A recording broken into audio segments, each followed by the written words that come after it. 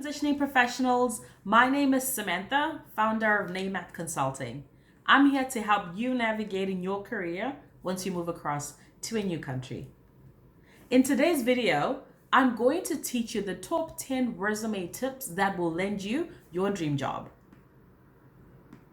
Now, as a career transitioning expert, I have designed this channel to equip any professional anywhere in the world with information that can make your transition to a new work culture that much easier. But before you even get to this new culture, before you get the job, we need to make sure that your resume stands out and that it's top of the range.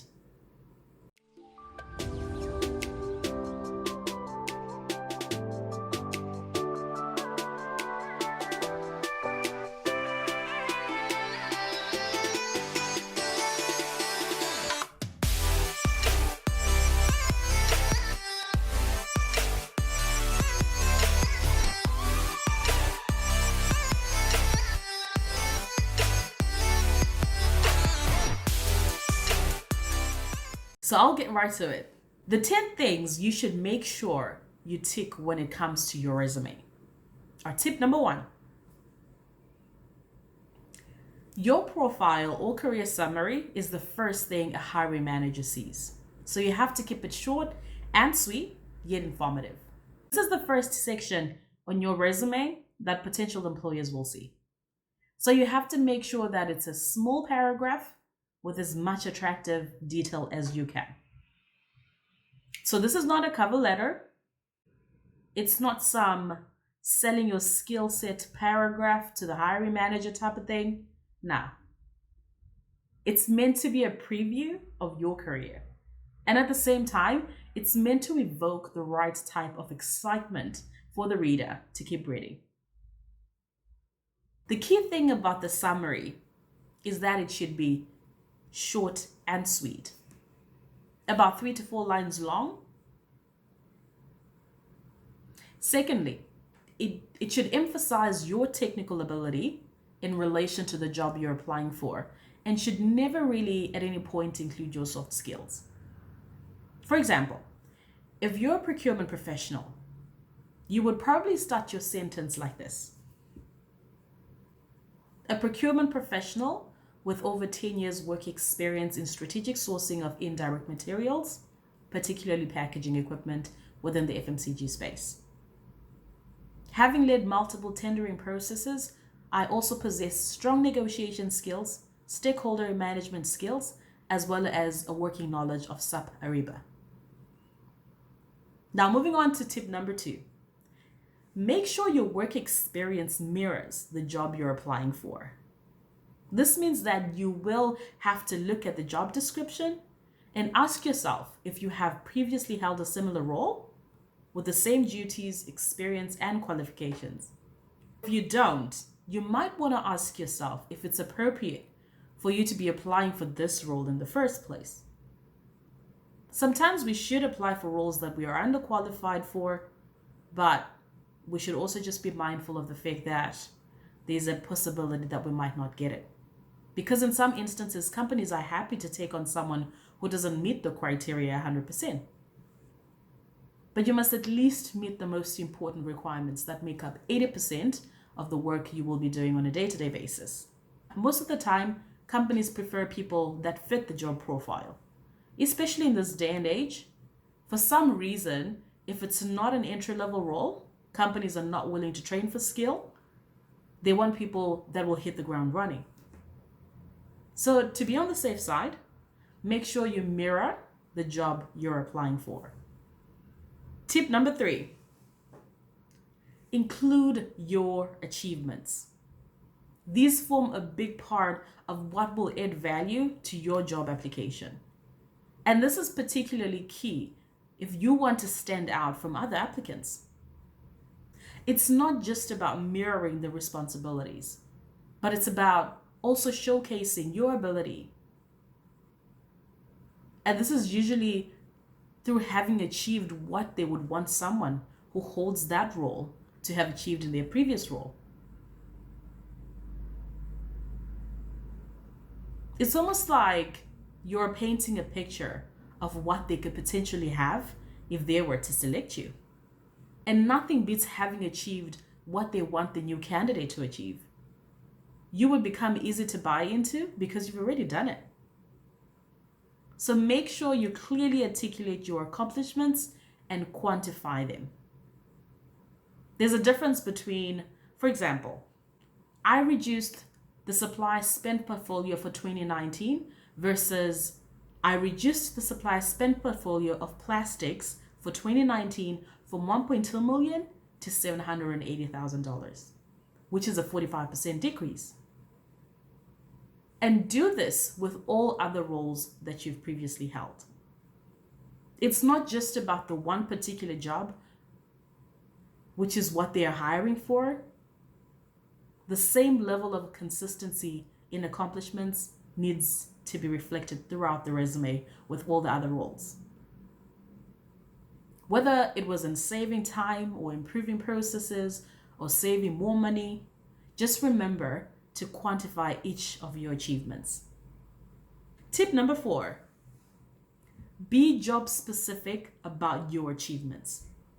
This is an extension of tip number 3 and is about being specific about what your accomplishments reflected in each role you have held.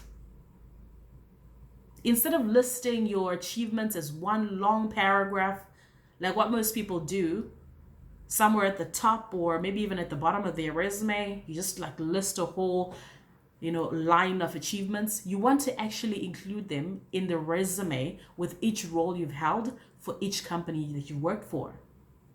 Say you have held 4 roles in the 10 years you've worked. Each of the roles you held should have a list of quantifiable achievements, and each of them should be specific to the role. And at the same time, they should somewhat be linked to the ideal accomplishments for the role you would be applying for. What this does is that it gives hiring managers a lot of context to what you've achieved, when it was, and where you achieved it. And again, when it comes to quantifying your job-specific achievements, speak in terms of amounts of dollars that you've saved, percentage differences. It could be how much time or whatever. You can indicate that you went from point A to point B. Tip number 5, highlight keywords and use them throughout the resume. This part is important because this is what's going to determine whether the hiring manager will continue to read your resume or close it. Then move on to the next one. You want to get your foot in the door by scoring an interview. Make sure you follow all the 10 tips I'm going to give you today, but particularly this tip. Take the job description, grab a highlighter, and start doing the work. So highlight all the keywords in the job description. Take these keywords you have highlighted and match them onto your resume. This basically means that you need to start formulating your sentences based on what the job description is about. When the hiring manager looks at your resume, they will see that there's a clear indication that you fit the profile of the individual that they're actually looking for. And just by the way, I did not say copy and paste the job requirements onto your resume as a way to mirror it. I said that you have to formulate or rewrite your sentences based on what the job description is about. And some of you are probably wondering how this is going to work with each job you're going to be applying for. And yes, you've guessed that right. You have to apply the same amount of detail with each job you apply for. The difference between a serial applicant and a strategic applicant is that a serial applicant just clicks the tab Apply Now, attaches their resume to every job without even reading the job description. They see the job title and they just click Apply. Maybe because it's a similar title to the one they are currently in or one they've previously held. Don't be fooled by titles. The detail of a job is in the job description. Smart and strategic job seekers read the job description in detail and only apply for the jobs that they are qualified for. Tip number 6, address the selection criteria and speak in the same language as the hiring manager. This is to an extension of tip number 3. What you're doing here is more of what smart applicants do. They look at the requirements of the job.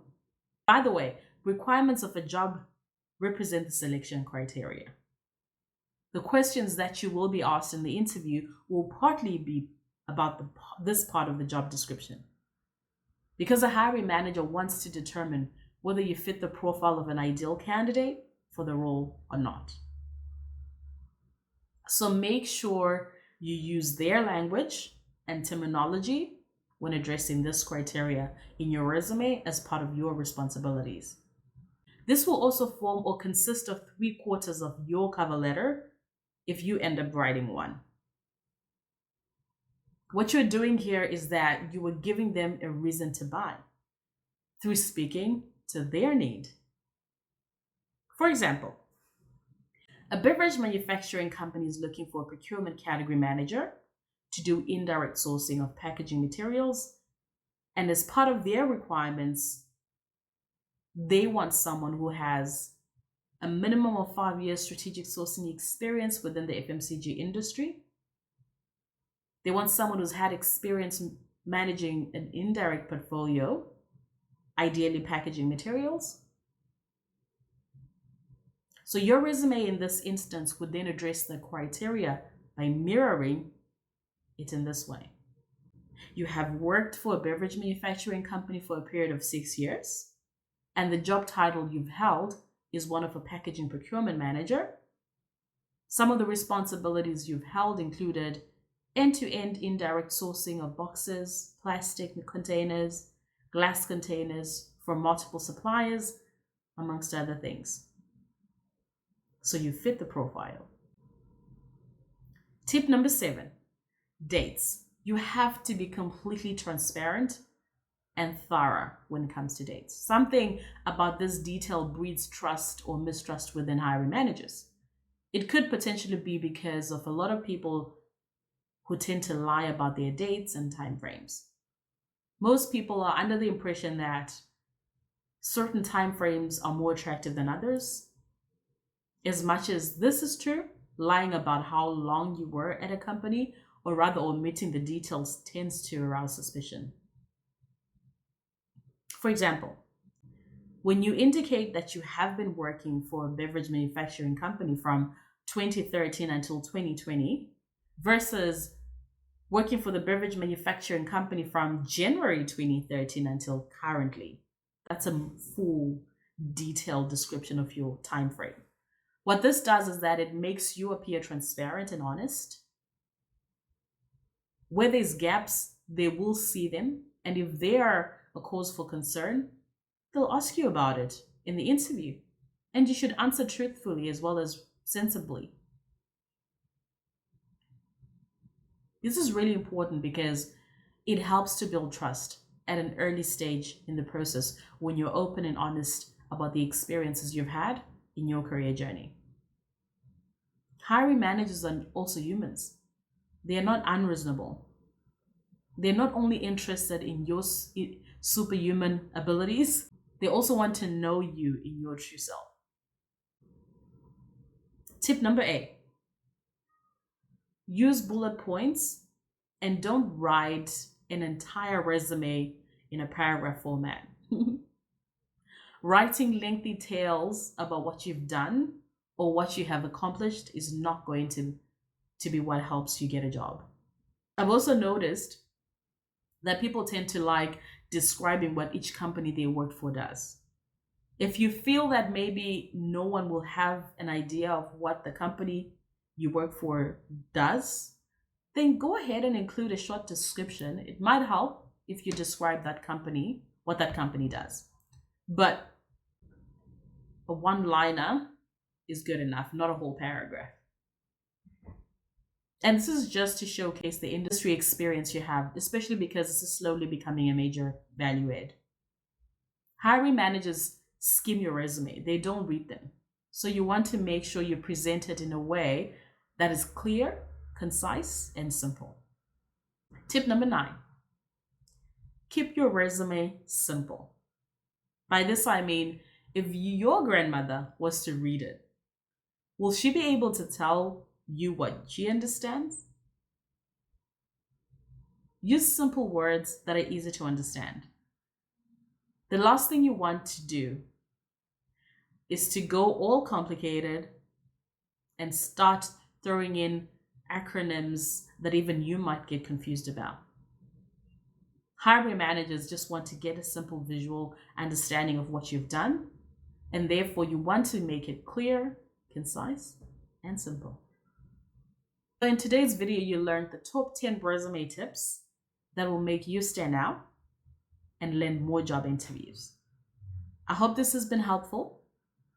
If you like the content, please give it a thumbs up, share it with as many people as you possibly can, and spread some love.